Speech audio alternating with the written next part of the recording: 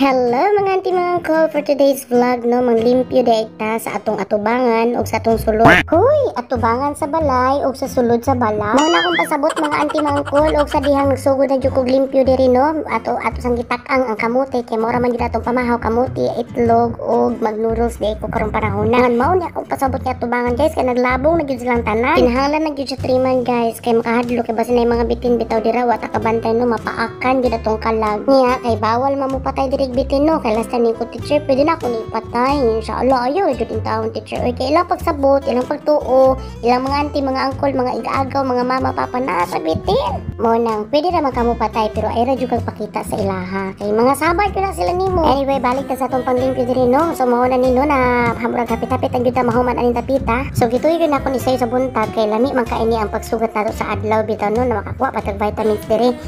Ikapoy jud ang kalag inom sa tagtubig kay basi ma-dehydrate ta no. So nibalik ko, nahuman ako no, tanawa gud ni na limpyo jud kaayo. So anyway, gituyo na ako sayo kay ganahan man jud ko magpainit kay panagsara man ta mainitan ani. So muna akong pamahaw guys, no? Just a simple and nutritious ko no.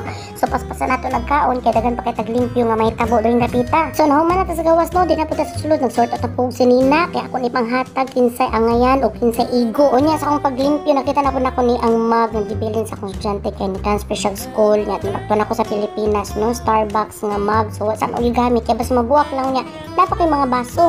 So nag-continue na jud ta diri no, mao ni akong kama na divide na jud mi kay naa naman ko'y roommate. So gitunga jud namo ang kani nga kwarto no, sa pikas ko sa pikas siya. So mo nang ngiyaw niya tunga gyud. So nasugod na tag trapo-trapo diri no kay may nalang mawad ani mga abog diri kay tulog ra bata maginawa niya. Kambyo pud ta og kaning mga bedsheet nato no. Tanan jud ato jung gilaras ni tanan kay para isahon og limpyo. Kay wala na po ko kabalo og kanus ana pod sugod ang akong gana sa paglimpyo. So ana na siya guys no, kung mawad ang gana na maglisod goodbye jud na wa jud limpyo mahitabo.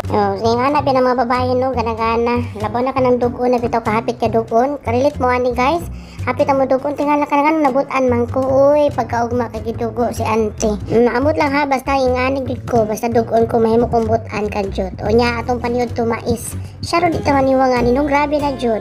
Man pagkaman si sayon ka kolekta man siya mga isda no, laylay klase nga mga isda. So ni kuyog pug ko kay naa sila adtuon. Kuyog ko kay mukuha og tubig ilimnon di guys. So mao ni ang sentro sa amo ang province nya ni hapit pod mi og kaning tops no. Mao man akong paboritong na bread kay fresh from the oven. O dai wala mi ni kaon dira no, nangalakaw na lang ni nga padulong na pod mi sa lahi nga tindahan ani. Aw manguha na dai mig tubig ani ug ambot og asa nya nagsunod tentaw sila sa ako. Sa tops man ni guys. Unya nihapit po sila sa bookstore niya. Ako chill lang inom na taaning chatay. Paborito na ako ni mga Thai people. Amot una ba tay chatay dira no? Unya nihapit po mig manggahan. Adi na siya manggahan. Market ni siya every Sunday ra jud ilang market diri nga big market jud Sunday, Saturday ug Wednesday. Grabing kilo guys, 50 lang tulo ka buok 50 ang kilo. O di ay 50 tulo 50 na unsa kun tarungan dog ihap da ba din. Unya impantindero siya ay na lang kay para mabuhong pud tag hurot no, tulo ka kilo di ba nato na mahurot no. So nag-suggest siya nga tag 1.5 daw mini atinilda. Napi pala ka diri nga nagbika nga gi-steam ra. Wa gi prito. Unsa may lasa ato eh. Unya na pay kale nila diri o nga tag 20 lang. Sa ato ambot na og pila na mahal mo siguro na. So nangita po kung unsa may ako mapalit pa no kay nagsaraman ta. Di ba po nagsa anytime you can go and buy something. Bukado po nila kasi sinaw. So anyway, mora na akong life, Sunday life. It's so beautiful. Kaya nangagi mi di sa eskwelahan kay atubangan lagi dito bagong gisemento katong asa gyud mi agi. O nya pag-abot na ako, o diba? Malinis. O malinis din ang utak. Fresh ang utak natin dahil malinis yung hinaharap natin. Ay hinaharap, ano yan? Malinis ang ating kapaligiran. O diba? Bakit ako ng Tagalog na yun? So nakano na po mi nga maglabay mig basura kay na kuan abundansya na mig basura ni Ate Nilda.